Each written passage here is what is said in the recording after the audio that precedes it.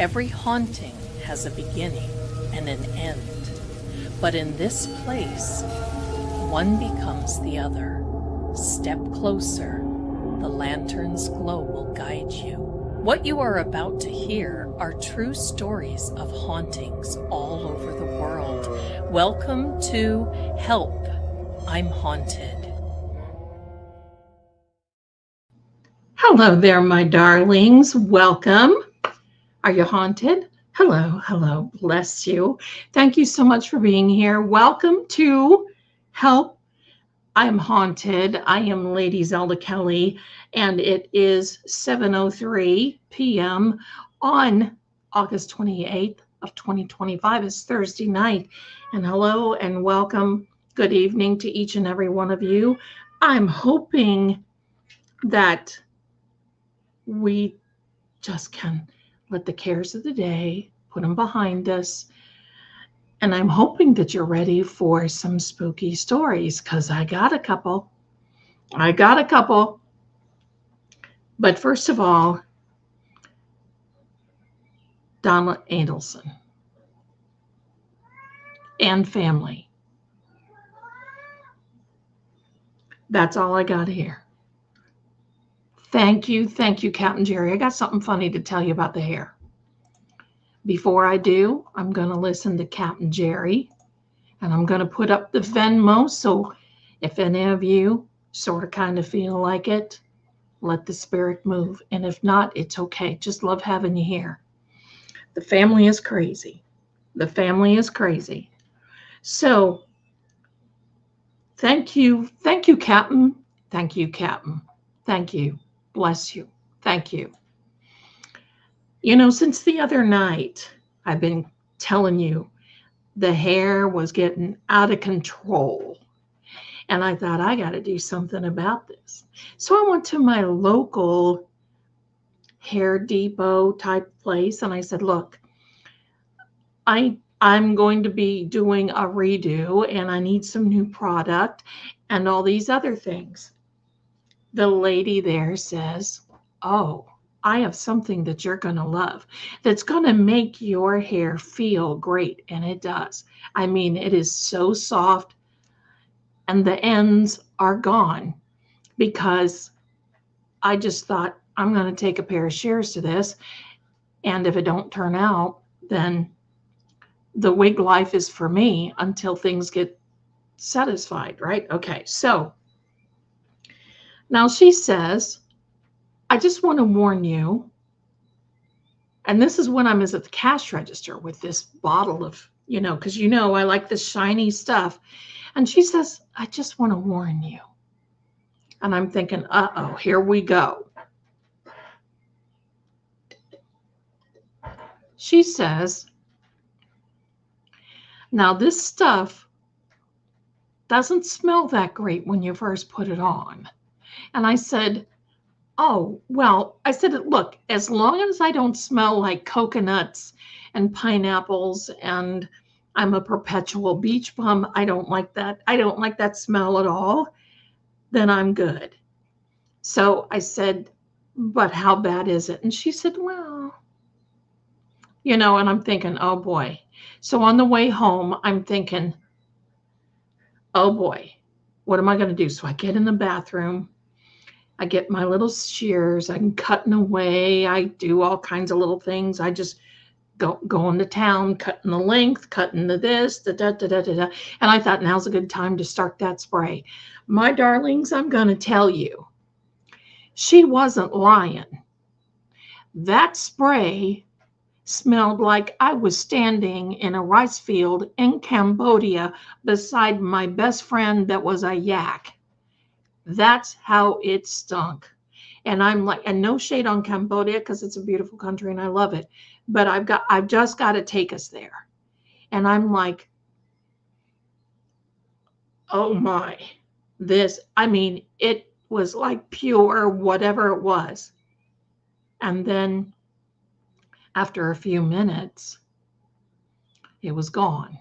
And it makes your hair smell shiny. So, but I'm not going to spray it that So thanks to Hair Depot, you got the girl. You got the girl motivated. And that's the important thing. The earrings are from Rosebud on here. Thank you so much. And I added these little things. These little beads are like from our key bracelets. So I just needed a little bit of something, something. So I just put them on there and away we go. Lipstick from wherever. Good. So yeah, I'm not whatever. So it's all good. It's all good. So yeah, Donald Adelson, thank you so much, my darlings. All I got to tell you is it was very hard, very, very hard for me today to watch that. And I watch on Miss Melanie, you know. And it's because I feel the regret, the entire family. And I can tell you that Mr. Adelson and Wendy are not home free. I'm sure they are lawyered up. The very sad part about this is every one of these people could land behind bars for a lifetime. And what about all the kids? And how dumb, can I just tell you, of this Katie? They gave her immunity. She would have been walking around with her children. And her chance of getting out is slim, nil, next to none. And she's hoping now if she sings a little, if she's just like a, sings like a little bird, it's too late, sister. You've been sentenced. They may make her feel that way because, well, that's just the way it is. But very sad. Big regrets. Big regrets. And hearing Charlie, listen, if I were involved with him and he was sitting there talking, like he was big stuff, I would have said, I don't know what you're talking about, and get up and buzz off. I would have stayed away. This calling each other. And dear McAlbert family, this is what it will be like. There will be infighting. There will be upset.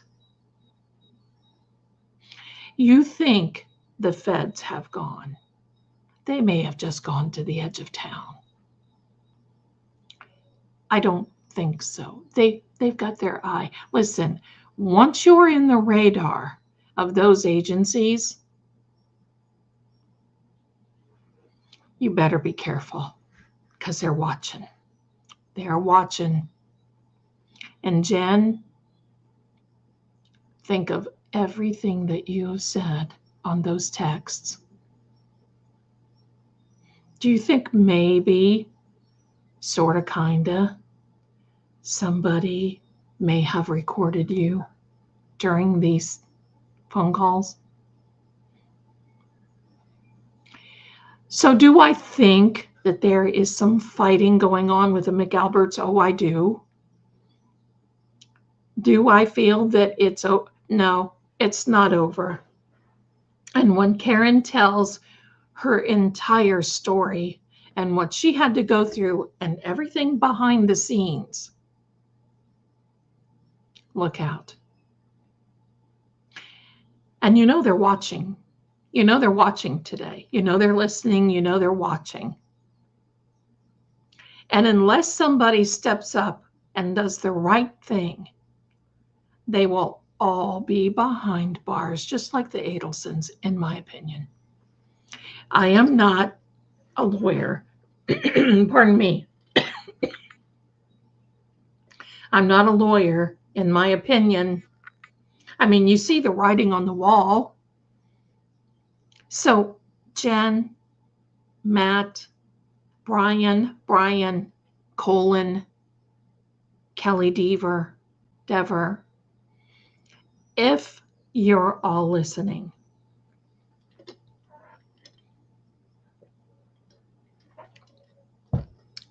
take a run from the playbook, will you? Just take some notes from the playbook. Watch the Adelson case. And just when you think that somebody may not have something to do with it, then you hear somebody's washing money. You know, you talk about cases going down in history. The Adelson, I said Adelson, it's Adelson. The Adelson case will be going down in history as well. Very, very sad. So there you go, my darlings. That's my little tidbit. Now, I got something else that I want to show you. Did anybody see anything on my community post? In fact, I'm going to show you. I'm going to show you what Zelda has been up to. I'm going to show you what Zelda's been up to. Hold on. Hold on. Let me see. There we are. Do you see this? Do you see this? I don't know. I can't make it any bigger, I don't think. Let me see. Let me remove this just for a sec. Oh, hello.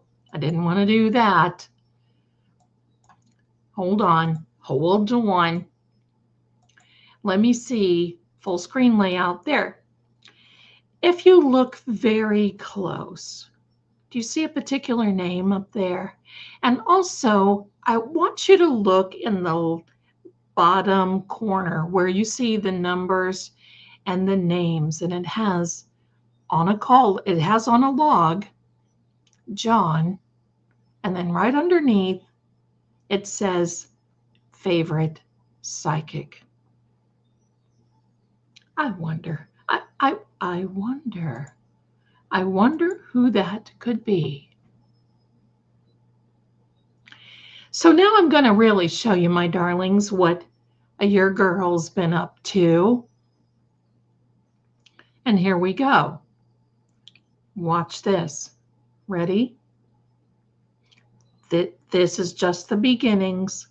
Watch this. You see this? Here we go. I'd like to introduce you to this spirit key. That is the new EVP that I am coding and will be rolling out as a download for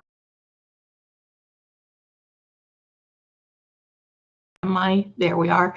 I will download and it will be available in the Psychic Shop for all of your devices. You do not have to go to the Play Store and get them.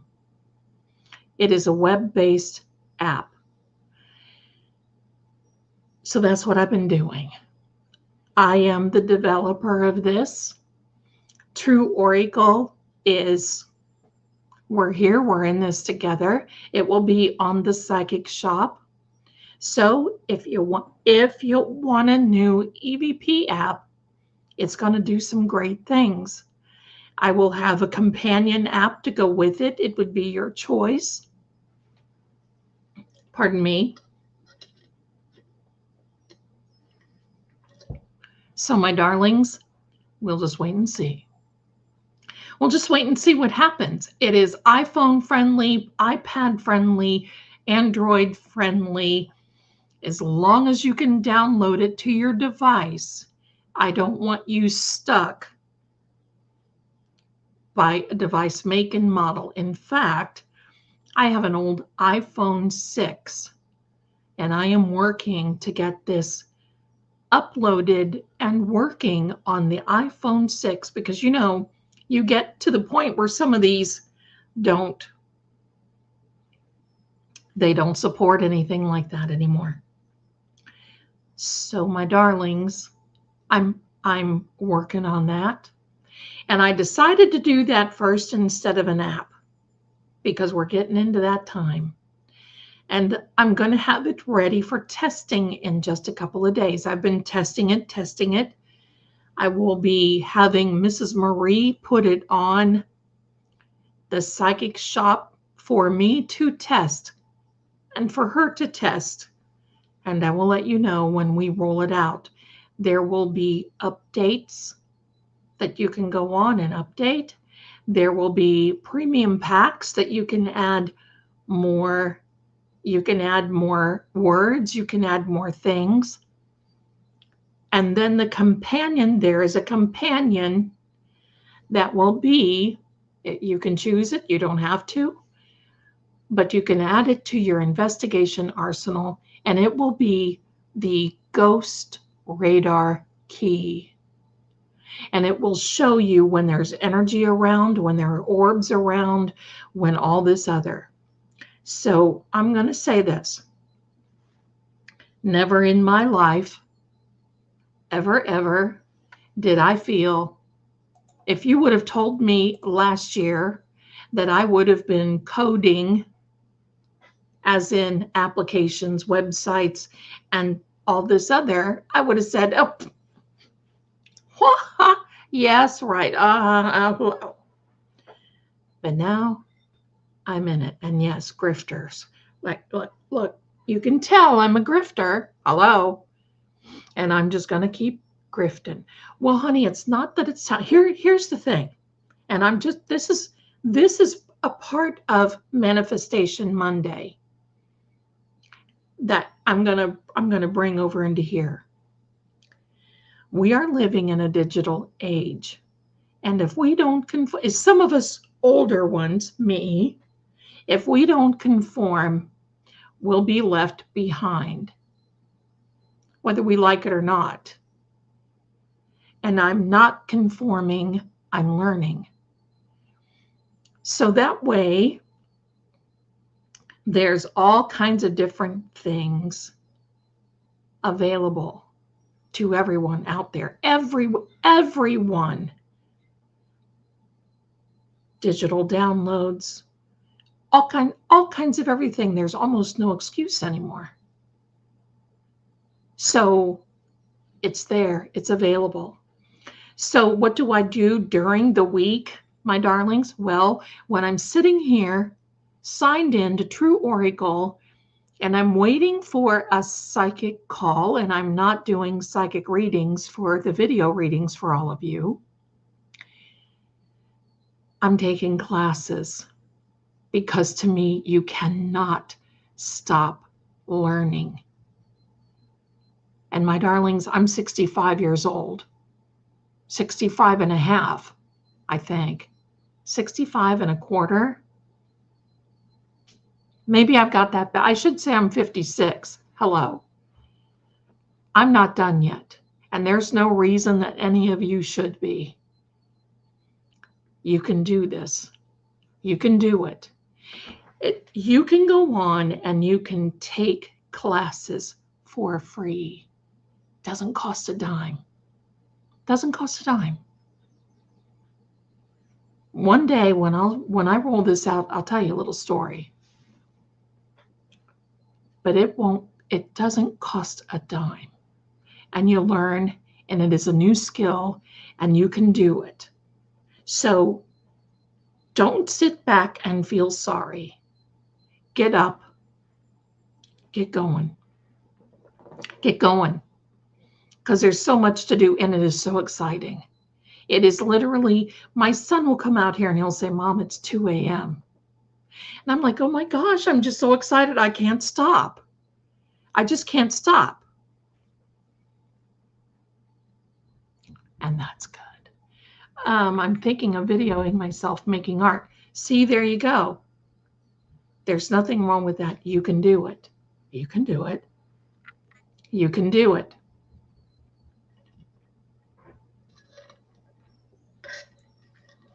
Abigail, I love that. Let's look at this message just for a minute. Oh, look at the... My sister is 65. Hello, sister. And she's gone back to school. She built my boys their gaming computer, see? I built the computer that I'm on. And I asked Mrs. Marie, she's in the chat, you can ask her. I said, look, if I can build this stuff and it works, what do you want to do? She goes, bring it. Let's do it. Bring it. Let's do it. So here I am. And you know what? I'm going to make sure that it works before I get you to test it. And if it doesn't work, then I'm not going to pass it on to you. I'm going to work on it until it works. But it's exciting.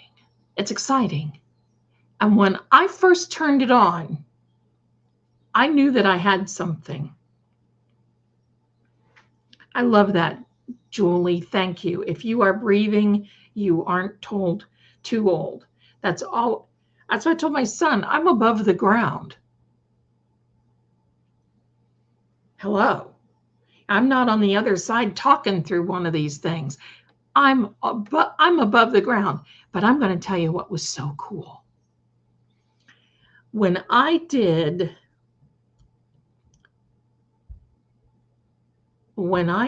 this prototype, that's what that was, what I just showed you in the first where it says John. I did this prototype and I just put it out there. I said, John, you see what I'm doing? Can you tell me something? And boom, first word on that. That is no kidding. John, and then underneath it says favorite psychic. Hello. I'll take that designation. Or maybe he's talking about somebody else. If he is, I want to meet him. Hello. There we go. And welcome, welcome, welcome, my darlings. Welcome.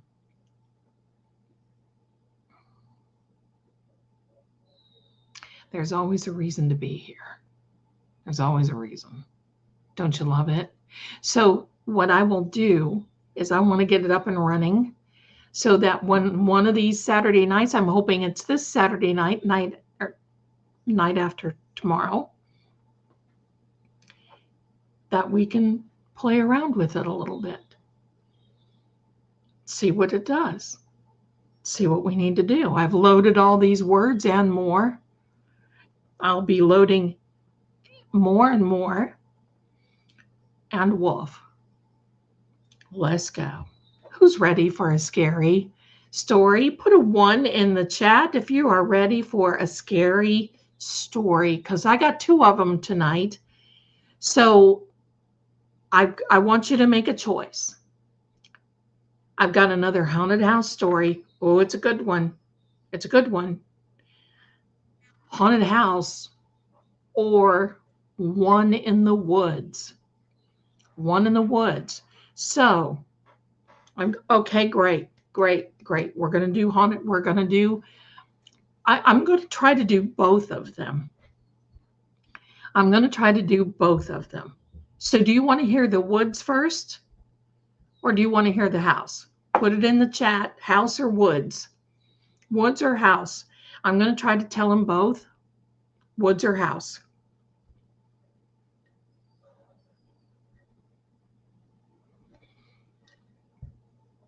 Julie, we love you, honey. And I'm just so glad that you're here. So I appreciate you just coming in. Woods and house. Oh, boy. My choice, woods then house. We did tell a house last week. We did tell that house last week. Let me see if there's anything while y'all are, okay, we're going to talk about woods. I'm going to show you a picture because I have to give you a visual. Okay, I'm going to give you a woods. Here we go. I'm going to change my background. I'm going to give you the woods. Here we go. Check this out. You may not be able to see it very well, but do you see this? There's trees and a stair step. I made this today because I like giving you visuals. Now, I want to point out a few things. You see, there is a pathway. Hello, if I can be a contortionist. You can see that there is a pathway, other arms L. There's a pathway that goes around this. Pathway goes around, and there's one on the other side. I'm just going to tell you, stairways have been built in many wooded, pardon me, my darling, thank you so much. Stairways have been built in many wooded areas all over the world. Nobody really knows who does it because they're done behind the scenes. So here's the story, my darlings. I went out with a paranormal group into a haunted woods. This was in Tennessee. We were not on federal property, by the way, and I want to say this. Anytime you feel like you want to do a haunting on federal property, which is your national parks, you need to tell the park rangers and whomever that you were there and what you're doing. Just as a little disclosure, and I mean, that's, just so you, this was a haunted woods that has been labeled as haunted for a long time. Now, I'm going to preface this by saying, first of all, I need water. This isn't cutting it, what I have in here. I should have drank some pickle juice. That is so much better. Thank you. Thank you. Thank you, water bottle. Thank you, my darlings. I'm sorry I keep hitting this. We're going to put this over here. Sometimes they'll let you, sometimes you won't. If you go in Tennessee and you say, look, I'm not going to go in here because they're worried about you getting lost. And they don't, that's uncool. And especially in Tennessee, there are underground caverns and all kinds of different things that you've got to be careful, extremely careful. So I went out with this paranormal group, and I've said before, I don't like to go out with groups that think it's funny, that laugh and carry on. And now, hello, we know that I do that a little bit here. But I mean, take it seriously. When you go into a place like this, make sure you're grounded. I always make sure I'm grounded before I go in. We've got whatever. I don't wear my jewelry. I do wear my ring, all these other things. And make sure that you don't have a piece of fur in your mouth from Shaggy walking through. There we are. So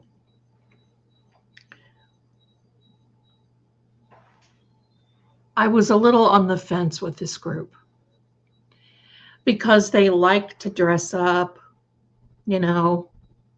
they're big about being loud. And I'm going to tell you, you go on an investigation with me, I am not loud at all. I whisper. I don't, there's no folly with me. I don't mess around. I just am funny about it. It's a respect thing. And plus, you want to be able to hear and be aware of your surroundings.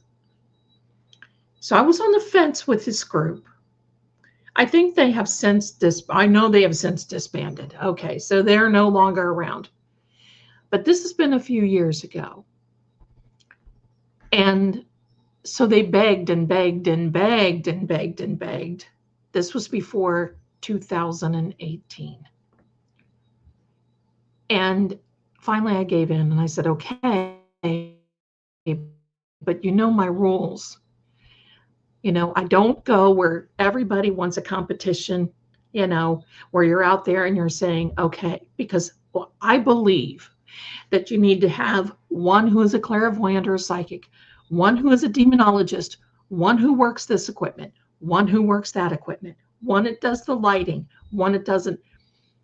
If you get a bunch of people together, you're going to have problems. So I was told on the way out to this haunting that there would be another psychic. Well, I don't have a problem with that. Nobody should have a problem with me. So we go out there, and right away, this young lady, I just want you to know that I'm the psychic with this group. Okay, nice to meet you. Thank you. And I'm thinking, what am I doing? What am I doing? Right? I mean, that's the hello, Zelda. Turn your foot around and kick yourself in the butt, because what are you doing? So I said, so tell me a little bit about this forest. Tell me about, because it was a forest and it was dense like this. And I said, what about this? Well, they had some sightings of, there was somebody that had been unalived, the stories, and there were people that were there, and there were things that would chase you, and, all this other. And I said, okay, all right, now listen, I ain't running. So I'm not running. I'm not running. So anyway, that, right. It's like a competition, and I don't care. That's the whole thing. But you don't set boundaries, like you work together, because everybody's gift is different. That's the way it goes. So there wasn't any real organization. We're out there, we're walking. Now, I like to walk single file, and I like to keep checking on the person behind me to make sure they're okay. I always take a bottle of water with me. I always take a little tissue. I always take, there's my little supplies. I take an extra battery if I've got one. If I've got my phone, I just, you work it out. So I have a little backpack on, and I've got my EVP, and I like to look around when you're going. I don't want my face like this into something. I want to look around. Lo and behold, my darlings, we get up to this one place, and they kept telling me there was an old homestead. And, hey, they're all over Tennessee in the woods now, I'm telling you. And I'm like, well, that might be cool. I wouldn't mind seeing an old homestead, long as everybody's cool. Well, this was it. Now, this is not an old homestead. We get here, and they looked at me and they said, well, we're here. And I said, we're here what? Well, this is the homestead. Honey, this is no homestead.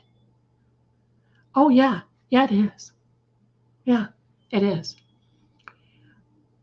No, it's not. So what do? And especially this young lady running up and down these steps, making a noise, whooping and hollering, posing for selfies, all this other. And I'm thinking, I need to get out of here. And finally, I just said, you know what? I don't know if I'm cut out for this. Would you all mind if I left? And you guys, oh, no, you can't leave. You're supposed to be with us. You're the psychic. And, well, what they wanted was to go out with me so I would put them on my YouTube channel, or put them on, at that time it was Facebook. And I said, I only do that with serious groups. If you're serious, then I do that. And I will promote you, and we'll go out together and we'll do that. But I don't think you're serious.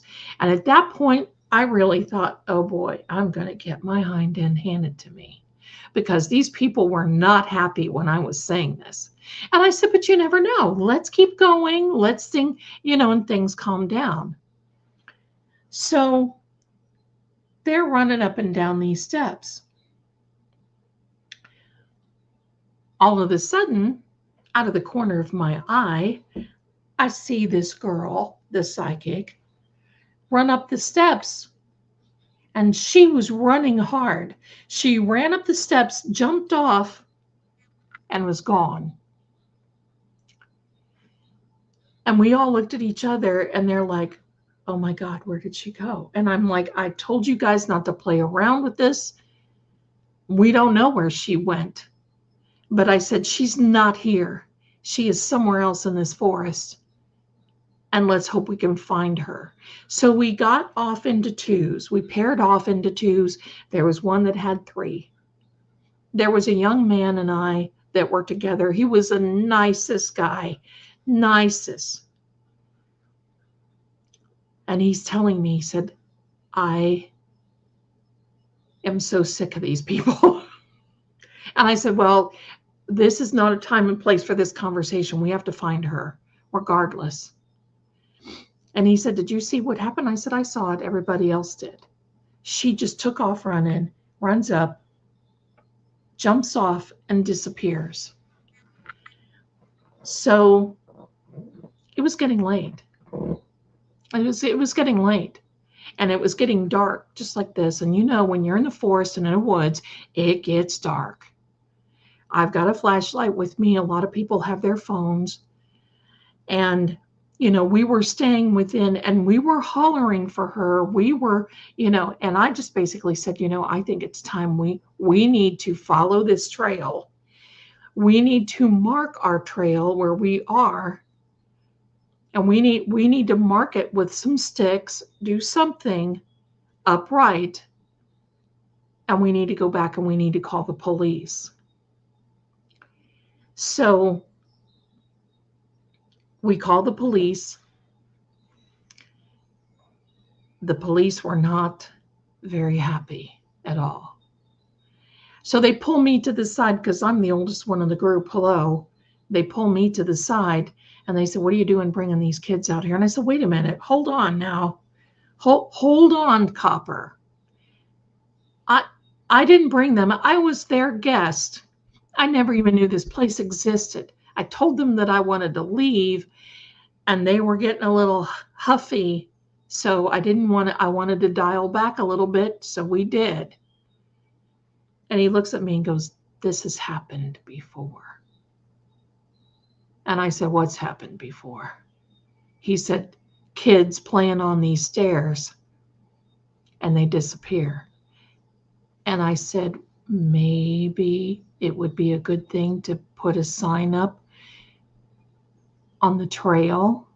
Maybe it would be good if you put a warning up. Maybe, do you think? And he said, well, no, because we are afraid if we tell people that, then they'll really come out. And I said, well, yeah, I know. It's that you tell people not to do something, that's when they want to do it, right? And I said, what do you want to do? What do you want me to do? And he said, well, you're the psychic. Tell me where she is. I said, she's not here. She's not here. I said, she's gone. He said, what do you mean gone? And I said, she's not in the woods. She's not in this dimension. She is gone. And he looked at me like I was crazy. And he said, we need to get I said, you need to get a search party, because the earlier you can search those woods, the better you're going to have a chance of finding her. So I stayed behind because I didn't want to, I mean, at that point, I didn't want to say, ciao, I'm going to go off and get Chinese. Let me know how things go. You know, I need a piece of pie and coffee. Where's the nearest place? I'm going to go. I wish I could have. Believe me, I certainly thought about it because it burned me up. And that's the irresponsibility that I have. And there's two young men that are pretty well known, and I'm not going to mention their names. It's no shade on anybody, but it drives me crazy to see them. And it drives me crazy to see all this other.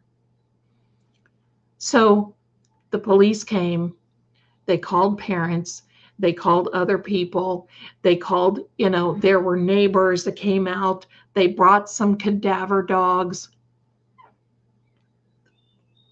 No kidding. I said, isn't it a little bit early to bring out the pups? And they said, no, it's not. I'm sitting there, you know, and I'm thinking, what am I supposed to, you know, I'm sitting there thinking, what am I supposed to do? Because you feel helpless in this situation. They called off the search for the night. And I felt so bad. And I said, can I come back to the station with you? And they're like, yeah. And I said, do you have any maps? Yeah. I said, I have my pendulum with me. let's go back to the station. You got any coffee? And he goes, yeah, let's send out from sandwiches. And I'm like, okay, baby, I'm there with you. So we go back to the police. And it's this little, the towns in Tennessee are smaller. Pardon me. And this wasn't a big town. It was small enough to know. So we get back to we get back to the police department. There was nobody else in there. And I sat and I talked to this deputy, and she was so nice. She was young, but she had been on the job for a while. She was so nice. And I said, I want to know what happened to the other people. And he said, they've never found them again. And I said, what do you think the odds are of us finding this young woman? Yeah, ham sandwich, hello.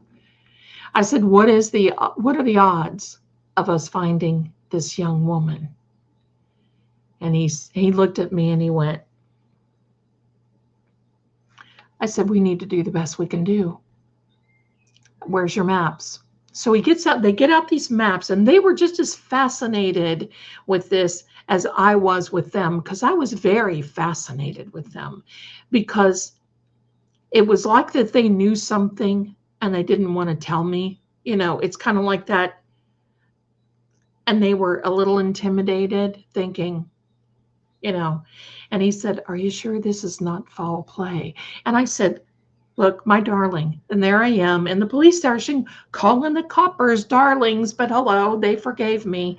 I said, look, she backed up on the trail this way. She backed up this way on the trail and took a running leap and ran up those steps. And you did not see her do this. Okay, so this is the top of the step. You didn't see her do this. She went up like this and disappeared midair. We all saw her. And it's one of those things, like, you think, did I really see that?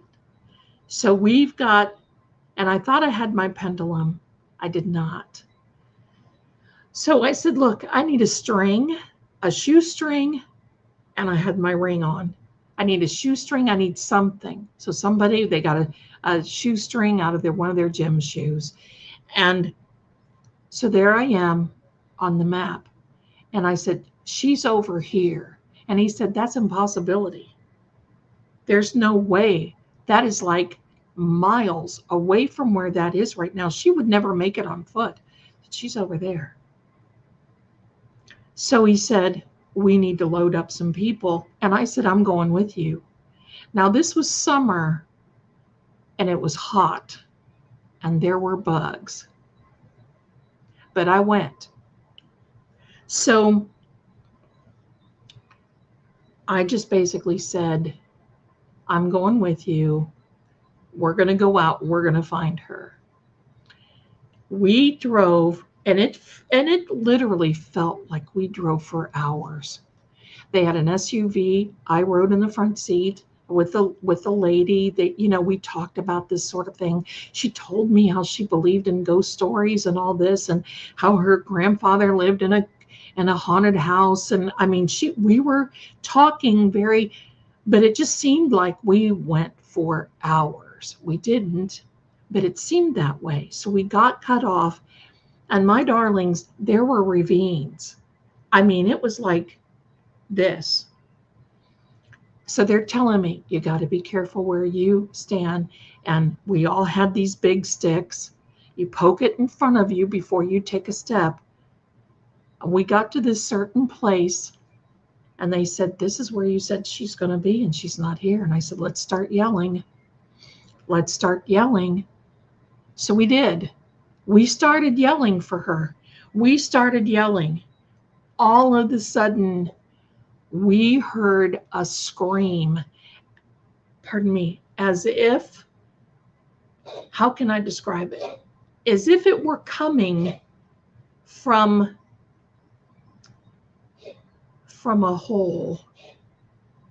but it just kept getting louder, like she was getting close, like she was falling. It almost felt like, and it was just like, oh my gosh, it just kept getting louder and louder. And about 20 feet in front of us, she was there. She was there, and she was screaming. You know that B movie scream, the one that I'm so jealous of. I wish, you hear this thing, and I'm always the one going, oh, right, hello. And she was screaming. I've never heard such a scream. We got to her. They called for the ambulance. They helped her up. Now, I didn't go near because I thought, we've got to let the police do what it is that they do.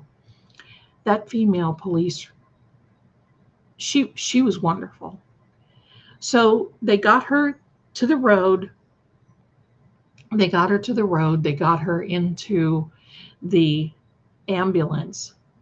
And she just kept looking at me. And she was like in shock, catatonic, kind of, and was doing the thing. And if you saw it, believe me, Stephen King could not replicate that moment. That stayed with me for a long, long time. And she's reaching out to me. I grabbed her hand, and her hand was soaked, like wet, soaked, like she had been in the ocean, but the rest of her wasn't. And it was not perspiration. And it was like it. And I looked at the one EMT and I said, what is this? And he said, well, not like they didn't know. They didn't know. So I'm holding her hand, and she's finally looking at me and going, I'm sorry. I'm sorry. And I said, oh my gosh, you don't never apologize to me. It's just, hey, you're living your best life now. And she's like, no. And so the EMT was kind of working there. And I looked at her and I said, honey, you got to tell me, where were you? And she said, I was floating. I said, what do you mean you were floating? She said, I said, so what happened when you jumped? I said, because you didn't go down. So she, just remember, when she jumped off here, she did not go down. Gravity did not, she went up. Now, I don't think it was ectoplasm, because ectoplasm can be a little bit on the sticky side, and it was not. It was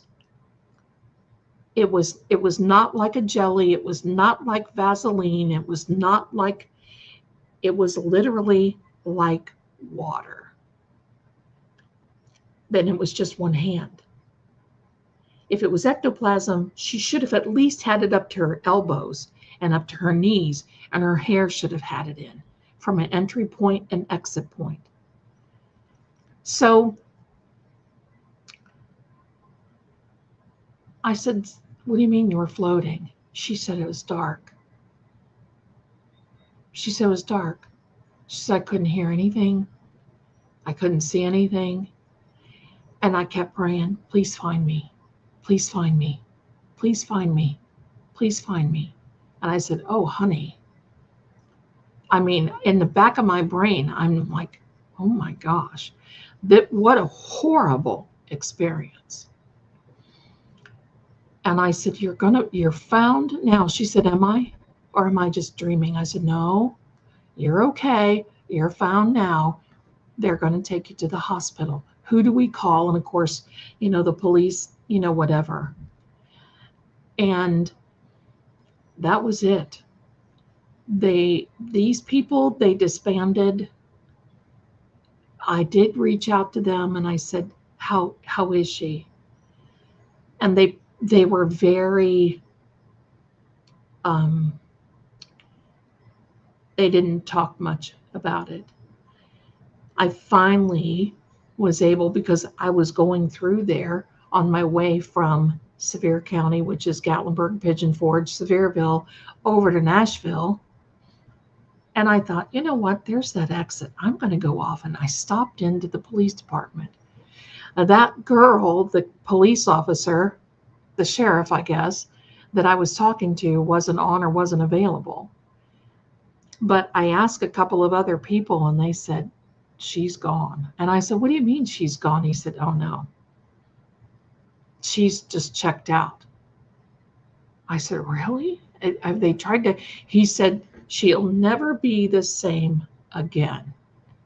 And he said, what the heck was that? And I said, I told him what happened. He goes, yeah, we got the report.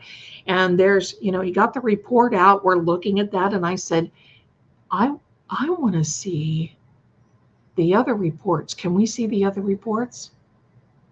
And you know what he said? After this happened, there was an agency that came in and took the other reports.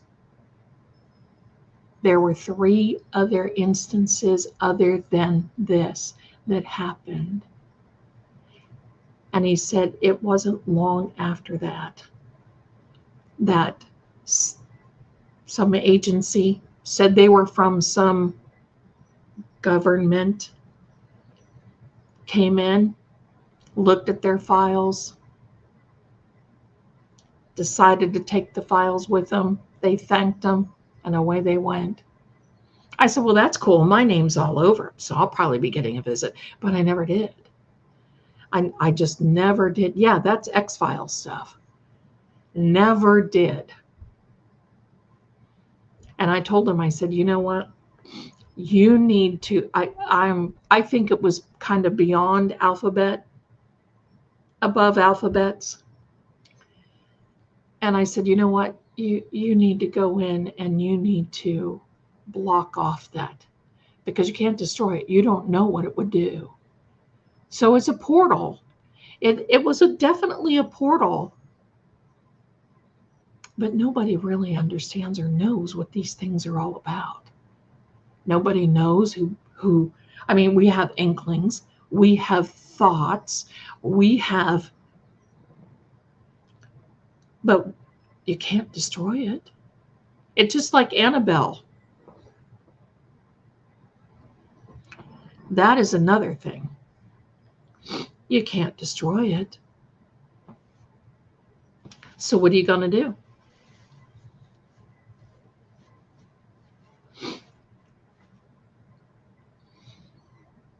So that is the story of, I don't go into woods with other people if they are messing around and silly.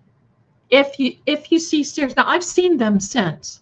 I've seen stairways like this, and you know what I do? Oh, hi. Cut and run. That's, there's absolutely no flipping way. And this girl, I won't see her again. I would like to, but she's totally just flipped out. She's heavily medicated, because your mind can take everything one step further and mess with you for the rest of your life. Right, honey? Right.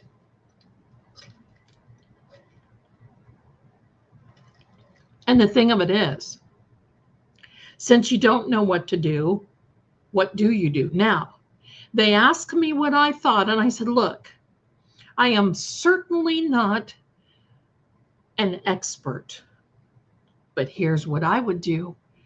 I would put iron stakes around it, pure iron. Put iron stakes all the way around it. I might put a sign up that says danger. But the problem is, like the coppers said, I always call them coppers. Sorry, if you're a copper out there, I love you because you're top shelf. If you're not like the ones up in Canton that are bad. I don't think salt won't cut this.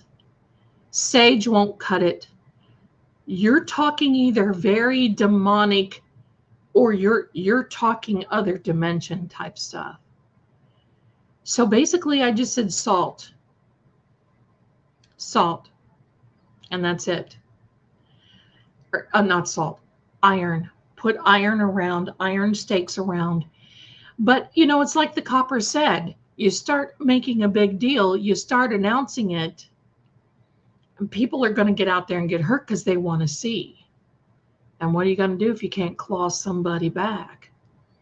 What are you going to do? It's just weird. Just weird. So that's my first story, my darlings. The Kappas. The Kappas. I like Kappas. I was married to one once. I was Kappa. The Kappas. So yeah, let me change. But yeah, the teenagers, hello, because hello, I was a teenager. I told you last week of the story. I was a teenager once. Certainly you don't think, and even not so teenagers, you know, you just, So got another one for you. Got another one. Let me change my background. I say I like to change backgrounds, my darlings. So, and this is about a haunted house. So we're going to put up the one that we had. How long ago was this? This was about, thank you, Karen, for asking that question. 2015, maybe 2015. It wasn't that really that long, maybe 10 years ago. Wasn't that long. Who you gonna call, right? It wasn't that long ago. Wasn't that long ago. So yeah, if you see the stairways in the woods, goodbye. No picnics, no running, no jumping, no craziness.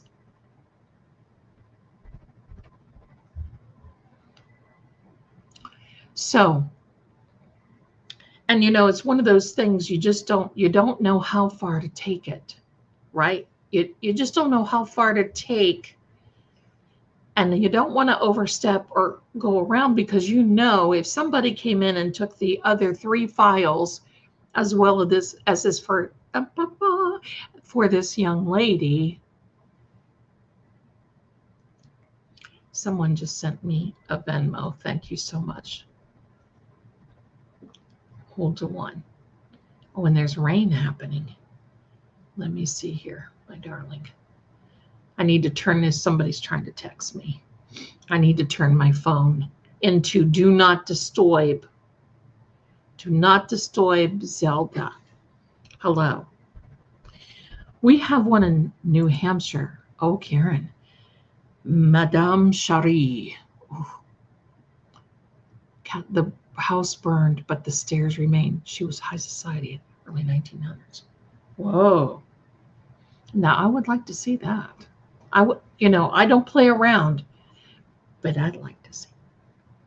I'd like to see that.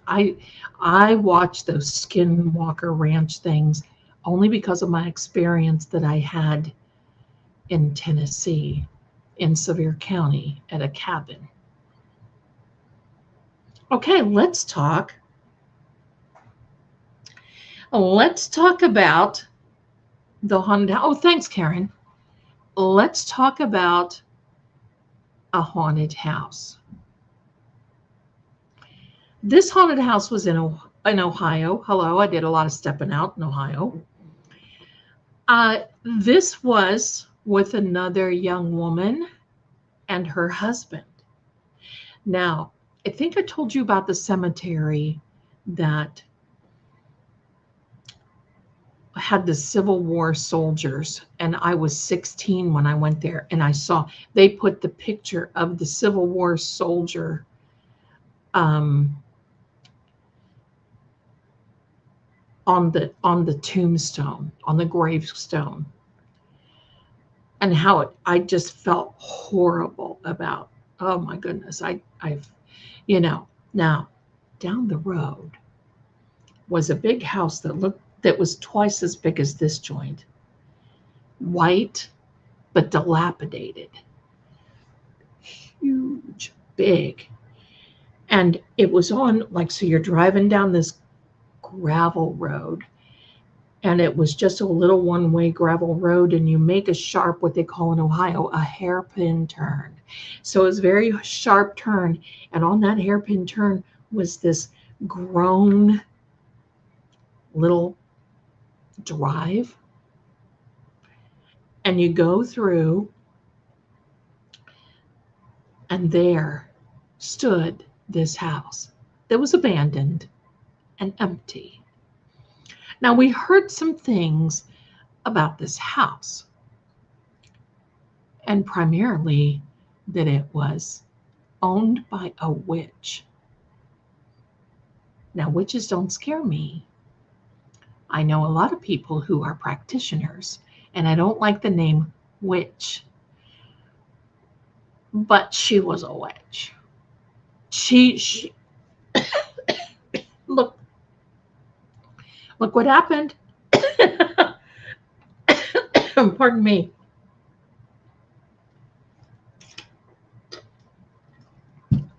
So here's Shaggy Noodle. Come here. If you're going to bug me, you're going to get in shot. Say hello to Shaggy. You should hear him purr. Yes, I know a lot of people who practice who, it's like me. I don't like the name psychic, but I am. Let me take this off. I don't like the name psychic, so it is what it is. But she was that cauldron, not so good witch. We're just going to call her this. Pardon me.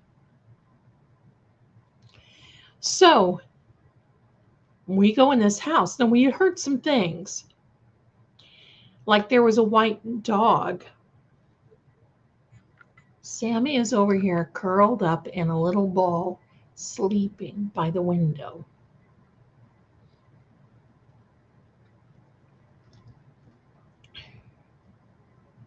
So yeah, there we go. So we heard legend had it that there was a white dog. Pickle Juice says, hey, I need to jump up and take some pickle juice. It would be amazing, wouldn't it? I maybe need to do that. So she had a white dog that still in spirit ran around the woods that were around it. I mean, it was overgrown. It was a scary, scary place. And so, of course, this young lady, myself and her husband, had to go. So we're riding in his pickup truck. We go through there. And if anybody wants to know, it is near Danville, Ohio, and the house has been torn down. So we go to this house. It was daylight because I didn't want to go in the dark. No, none of us did. We go in. We walk around the house. Now, the house was completely empty, but you just kind of got this eerie feel about it. And I think a lot of it was because, well, are we supposed to be here? Right? I mean, there were no trespassing signs, and you didn't know who owned it. It was just a house that through the century, yes, Ohio is full of intense hauntings. That's right. I grew up in this, So we go in through the front door. We're looking around. And the young man decides we're going to call him Jim. Jim decides that he's going to go upstairs and look around and, see everything. All of the sudden, we heard this clamoring, commotion, horrible, upset, crash, bang. And then it was quiet. And then all of a sudden, on the inside of the door, we heard a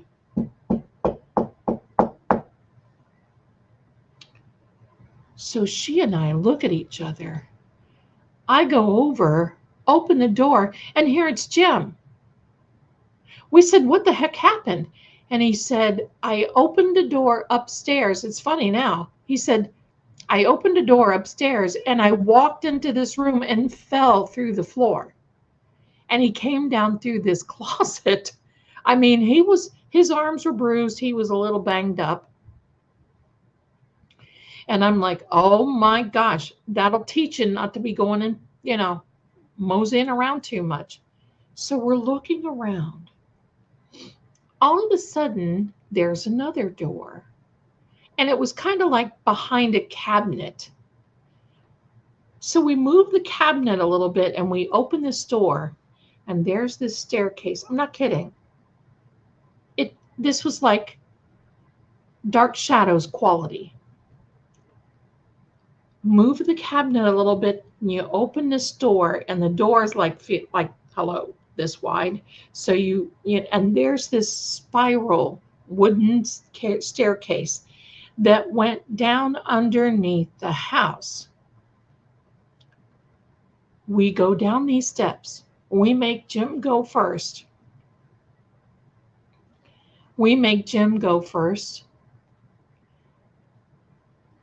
And he stops at the bottom of the stairs. And he looks over at her and he says, what is this? And she said, what are you talking about? And he said, wait till you see. Now we had flashlights. I mean, it was dark in this house. You know how you can get into, yeah, poor Jim. I was laughing like crazy. But so poor Jim, is this moochies time? Poor Jim, but this scared him. We had flashlights. I mean, he had a hammer, hello, let's beat off a ghost or two. And so we get down at the bottom of the steps, and it was this dark, dungeony looking dirt floor, some tables, some jars that were, hey, no, you don't do, buddy, no. He gets mine? No. There were some jars, canning jars, but they didn't look like food was in them. They were kind of sitting around and broken. And I said, you know what? I think I've had enough of this joint. And we just all collectively said, yeah. And there were other rooms, but I just didn't want to go in there. I just didn't want to do it. We go out through this house. Now, here's the rub. We go back out through this house, and what happens? I have my dad's car again. I have my dad's car. Now, this road and this area of Ohio, one side, and this gravel, it's like deep gravel road. So on one side of the road, on the driver's side, it goes right down into this steep ravine with this water, a creek, not a big river, but a creek running down at the bottom. On the other side, it goes straight up. There's, you can tell it's dirt and there's some trees and everything, but it goes straight up. So I'm driving. I got my dad's car. Hello, my poor dad's car. And he just got it too, and it was a Chevelle. It was not, why do you think I drove it? Hello. So we get down where I'm driving. All of a sudden, because Jim had his truck, I had my dad's car. Okay, let me explain this. We decided to leave Jim's truck at the cemetery when we were done because we wanted to go. There was a little drive-in. The drive-ins where you go up and you get an ice cream cone and a slushie. Hello, what is wrong with me? Every time Hey, you got beat up falling through a floor. Let's go get a cup of coffee and a piece of pie and a slushie and some ice cream. So he said, well, there's no sense in all of it. We'll go down there. I said, I'll drive. I know where I'm going. I'll drive. It's the little place where, you can get the nickel ice cream cones, I'm driving. All of a sudden, him and her screaming, look out, look out. There's a white dog, a white German Shepherd that comes down off the hill and runs right in front. And I swerved to miss it. And daggone, if that gravel didn't get me. And I went down over this ravine. And we were all like, oh my God, because you can't steer your car. And the only thing that I could do, because we were traveling fast and we were heading for that money, water. And I thought, oh my gosh, I'm going to be grounded until I'm 45, because this is the second time. Hello. We're heading down this ravine very, very quickly. And I see this log lying there. I try to hit this log because I knew it was going to slow us down. And it did. And I veered it over. And we hit a tree head on. Like this. If we wouldn't have hit that tree, we would have been in the water. I don't swim that well. So remember, this is a time, no cell phones, no nothing. And it's getting dark. And I just sat there and I thought, oh my gosh, my dad is just going to unalive me today. So she's like, no, we'll tell him. It's okay. We'll tell him. And he had just bought this car. So Jim decides he's going to hike up to the road, and he sees somebody, flags him down. He said, look, we went down over the drink. Can you get a tow truck here? Can you get the sheriff? So the sheriff pulls up. Right away, how old are you? He asked me. Well, she'd ask me now. How old are you? Old enough to know better, but too young to resist. No, ma'am. How old are you? 18. So we get up to the top. Because there's no way that I could have called my dad. So, it was dark. So there's a tow truck that comes. We go down, whatever. So we get back up. It's up on the road. It's not drivable. Thank God Jim had his truck. So we're talking to the sheriff. We're talking to the sheriff. And the sheriff looks and he says, what are you guys doing? I said, well, I'm just going to be very frank with you. We were over here at the witch's house. And he was like, and he said, and tell me, you saw a white dog.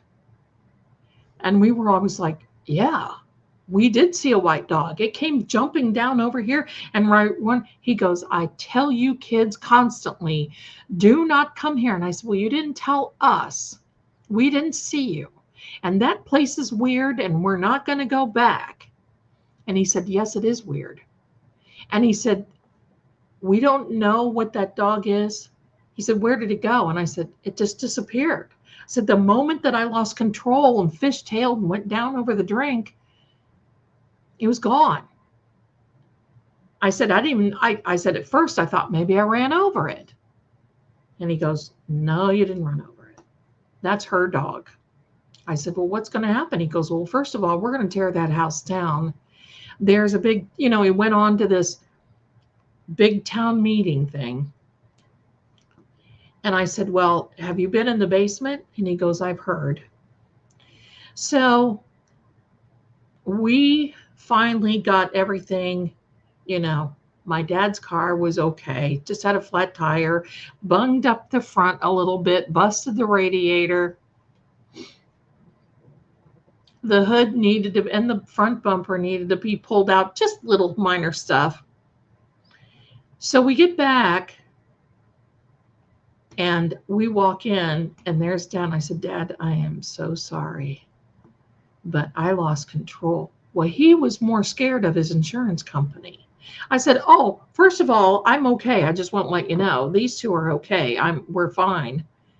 And he said, I just brought this car. This insurance company is going to drop. They're not going to drop you. So the next morning, I'm shaking like a puppy pooping razor blades, thinking I am in such trouble. Well, he sits there. He said, now you're going to sit here and you're going to tell this insurance agent what happened. I said, I don't have to. There's a police report. He said, listen, smarty boots, you're going to tell this insurance company. Okay, I'm right here. I'm right here. Everybody had seatbelts. We didn't wear them. It was back in the day. It wasn't the law that you had to wear a seatbelt. So don't even know if the car had seatbelts. Now I wear my seatbelt all the time. I'd wear my seatbelt here if I had to. So finally, he gets our family friend on the phone and said, listen, Zell had a little fender bender. And she started laughing. She goes, a little one? He said, well, a medium one. She said, well, is she okay? He goes, I think so. I'm sitting there thinking, thanks. And he said, oh, she said, well, do you have the police report? He said, yeah. He said, bring it by, Russ. We'll take care of it. No worries. Just pay. We'll just take the deductible out of the payment. Cost back then $350 to fix. The deductible was $50. And so I had to pay $50 to my dad. But that was it. And we knew not to go down there again. So that was, some time had passed. I had gotten married, moved away, came back to visit. And I thought, I want to go to that cemetery. And I want to go to that house. I just want to go past. I'm not going to go, whatever. I'm not going to go, blah. And he said, and so my husband at the time said, isn't this the place where you wrecked your dad's car? And I was like, yeah. And he goes, well, those were the days. That's right. $50 deductible. But, back then $50 was $50. And I could do a lot of damage with $50. Anyway, so the house wasn't there. All you could see was the foundation, and that was it. The house wasn't there. I was so glad. And then we went up to the cemetery because I wanted to show him the cemetery where they put the pictures of the Civil War soldiers on the gravestones, the markers, and somebody went through and tore those pictures off. Isn't that ugly? So they vandalized them and they took those pictures. I hope these people haunt them. So that is the stories.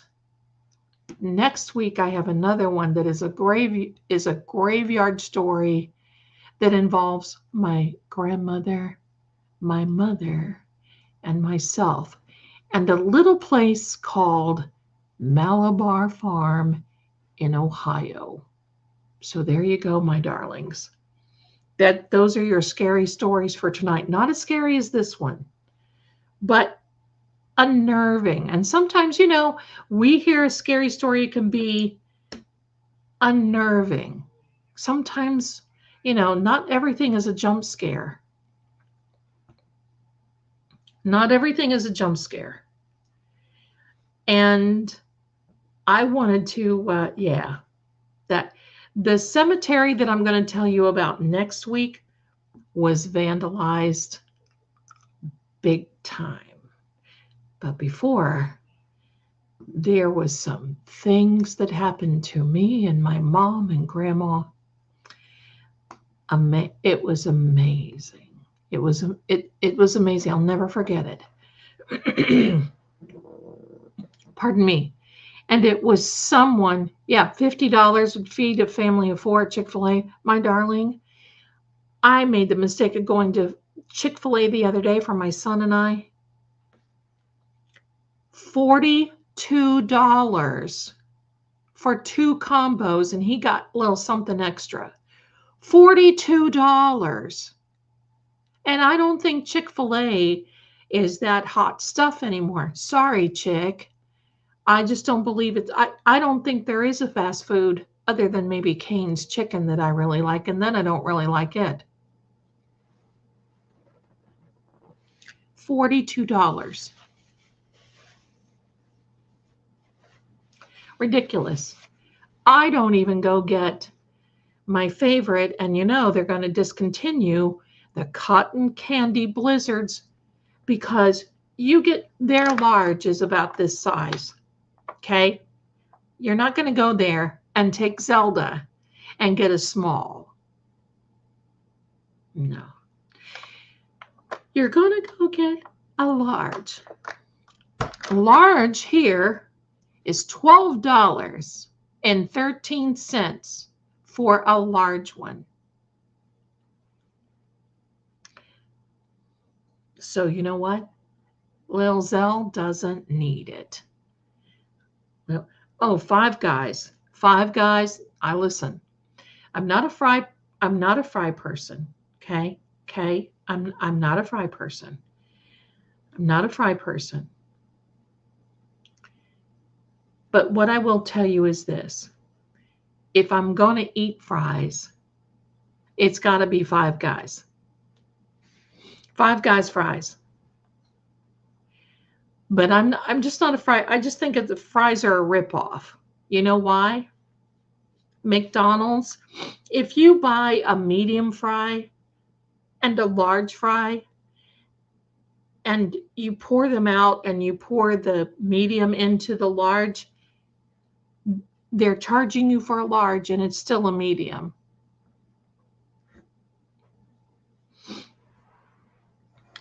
I have not had a Baskin-Robbins cotton candy. Thanks, Aunt Bibi. Ha ha. I haven't had that.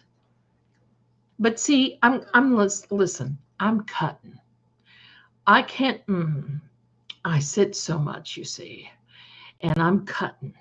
So I can't eat these little things that we like to think that are delicacies. So, but I like to indulge a little bit here and there. I like to indulge.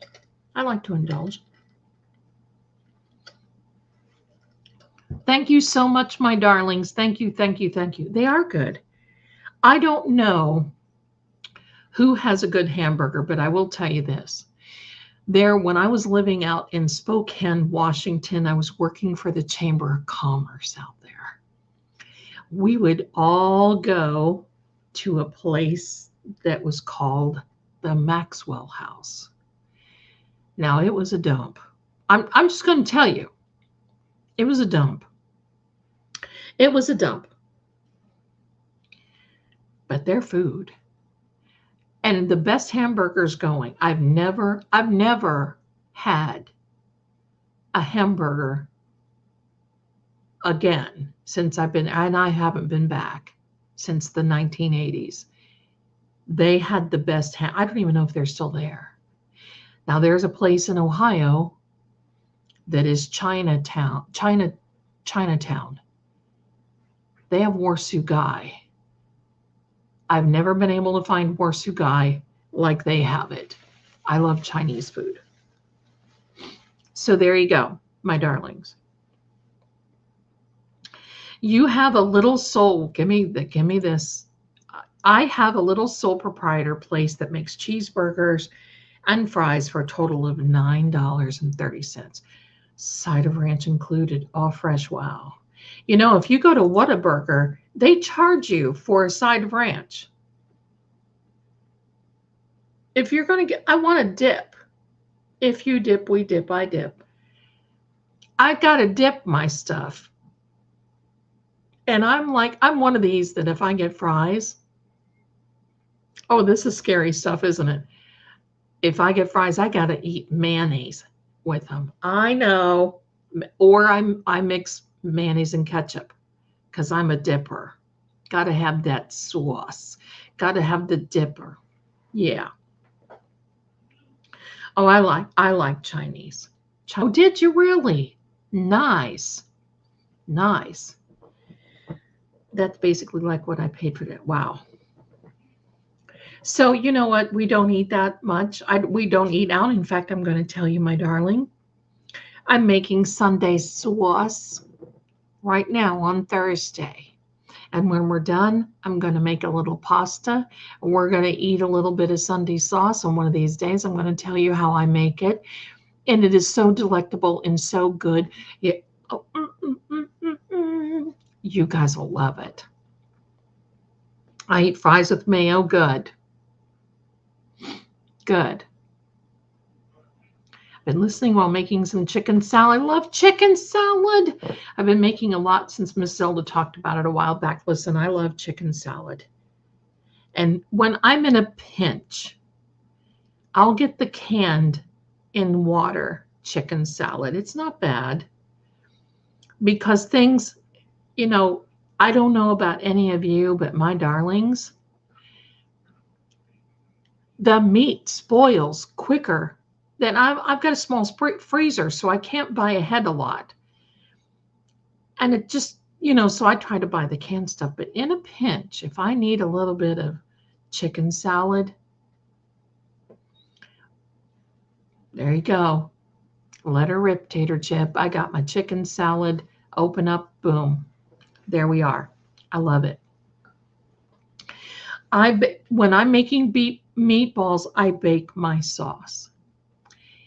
And it is beautiful because it makes the sauce rich and thick, and it is gorgeous. The crock pot review from last week when I put the ribeye and the onions and all this other stuff in there, absolutely delicious.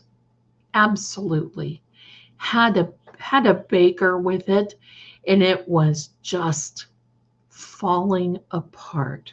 Delicious. I'm working on the cookbook, but right now I'm working on the EVP because it's that time of year. We can go out and we can haunt with an EVP device, but we can't go out and haunt with a cookbook. Well, maybe we could. We might be able to. Onion rings. I have a blue cheese dressing. If you guys, it is so simple. You'll go, what? But it is so delicious. And I make my onion rings thin. I don't like big honking onion rings. I make them very thin. I don't put them in a wet batter. I put them in a dry batter, and I don't fry them on that full, you know, the full go, so that everything on the outside gets crispy and then you've got a raw onion on the inside. I don't like raw onions. I need mine cooked or grilled or something. So there you go. Grandma's spirits abound in their recipes. Absolutely. I could smell that delicious crock pot dinner you cooked last week. It was delicious. It was very good. This one I can smell this sauce. For any, I think I've said this before, for any of you psychic snacks, divine dinners coming to a YouTube channel near you. But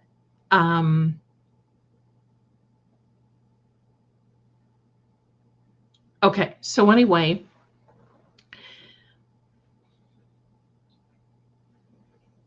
I was going to tell you something. I got distracted. I'm sorry. See, I have to sometimes take these recipes and tweak them because my son and I work odd hours, and the crock pot is my best friend, and the kitchen I have is extremely small. Small. It is very small. No cabinet, no counter space, no nothing. It is small. The other thing, I think you probably have seen, you know, the viral cabbage thing that you've been seeing. We've been doing that for years. Cut the core out, pack it with some good spices, and then wrap it up and bake it. But after I bake it, I like to take one more little step and fry it. Look who's here. The Sam I am. I like to fry it just a little bit. Just a little bit so it gets a little char on it. Hello. I could make a meal of that. Hello, have me a cabbage and I bought some peaches. I'm going to town with those peaches. Anyway, my darlings, yes, it is all good. This is my Sammy. Look, she's squinting because I got the lights up bright. Look, she looks madder than a wet hen, don't she? She's my baby girl, though. She's with mommy constantly. Oh yeah, the kitchen. Oh my goodness, thank you, my angel. I got a big smooch. Yeah, this kitchen, and I'm embarrassed. I'm going to just tell you, it is cluttered. There's no room. I have stand mixers and air fryers and coffee and crock pots and pots. There's no storage, so I've got my good cookware that's clean sitting out on top of the stove. Things will happen, and Zell will have a big kitchen. So anyway, there we go. But okay, sorry to hop off, but there's someone on here using a former name I used to use. I notice whenever I hop on, she hops off. I will be wrong. Oh, okay. I don't know, honey. Let us know how you're doing. So, my darlings, that is it for tonight. I hope these scary stories hold you over for another. And Miss Bus Driver, I'm so glad I got your message. I'm so glad she won the little gift for naming the Kitty Whisperer. She got a moon. What is it? Oh, a moon face. Now there is another dish I want to unpleasant dreams, right? There's another dish that I want to show you guys one day, and it is called moon over mustacholi. Oh my God, every time I make it, I cry. It's my mother's recipe. It is so delicious. And it's just packed with all kinds of goodies, including green olives, if you like it. If you don't like green olives, you don't have to put them in. But it is so good. So I'm going to be going through, but I'm going to take one step at a time, because if I try to do everything, I get overloaded. And I'm still working on the psychic line. I've got the psychic shop. And for any of you who would like, oh yeah, Jerry's putting the links in. Thank you so much. Bracelets, journeys, and journals, and just all kinds of goodies. Downloads, especially now. I'm going to be coming out also with an EVP companion book for this. Let me show you this again. This is what it looks like. It's the spirit key. And that's what I hope. I designed that. There's Poe. You see the key back there and the book, a lot to discover. I designed the whole thing. And, so we just have to. So it's one step at a time for Zell. One step at a time. And you're quite welcome, my darlings. So I just love you all so much. And we will see you very, very soon. I hope you all have a very good evening. Eat some goodies. Rest up. Get ready for the weekend. It is Labor Day weekend here in the United States. I cannot believe it. September right around the corner. Where, what, how, when. But it's okay. It's coming into our most favorite year. So My darlings, thank you so much for being here. Thank you for sharing. I've got a little outro I'm going to send for you. And then Sammy, the rest of the gang and I wish you very, very well. You're so kind, wonderful. I couldn't do this without you. And thank you so much for the gifts to your favorite grifter. Thanks again, my darlings, and I'll see you again next time.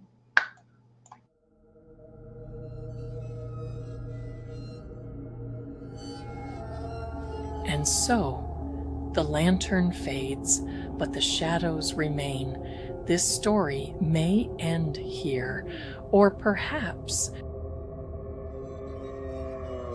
it's only just begun. See you soon.